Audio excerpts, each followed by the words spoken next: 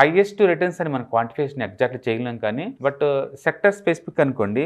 ఇండియాలో highest returns generate చేస్తున్న mutual funds అన్నీ కూడా ఐటీ రిలవెంట్ కేటగిరీ అనమాట. అంటే డిజిటల్ ఫండ్స్ ఉంటాయి. టాటా డిజిటల్ కావచ్చు, లేదా ఐసిఐసిఐ ప్రుడెన్షియల్ డిజిటల్ ఫండ్స్ ఉండొచ్చు. ఇవి గత 5 ఇయర్స్ నుంచి యావరేజ్ మీద రిటర్న్స్ నీకు ఒక 28% దాకా ఇచ్చిందండి. బట్ ఈ సంవత్సరం వరస్ట్ రిటర్న్స్ ఇచ్చింది, గుర్తుపెట్టుకోండి. అందుకని మనం హైయెస్ట్ రిటర్న్స్ గురించి మాట్లాడుతున్నప్పుడు టైం పీరియడ్ గురించి కూడా మాట్లాడటం బెటర్. అంటే షార్ట్ టర్మ్ లోనా, మిడ్ టర్మ్ లోనా, లాంగ్ టర్మ్ లోనా అంటాం బెటర్ అనమాట. యూజువల్ గా లార్జ్ క్యాప్స్ అయితే 12% వస్తాయి average income long term point of లో. అండ్ స్మాల్ క్యాప్స్ అయితేనేమో 20 దాకా వస్తాయి లాంగ్ టర్మ్ పాయింట్ ఆఫ్ లో. అది కూడా depending upon the fund manager efficiency అనమాట. బట్ నేను జనరల్ గా చెప్తున్నాను. అండ్ టెక్నాలజీ వైజ్ అయితే నీకు యావరేజ్ మీద మనం 20% ఎక్స్పెక్ట్ చేయొచ్చు.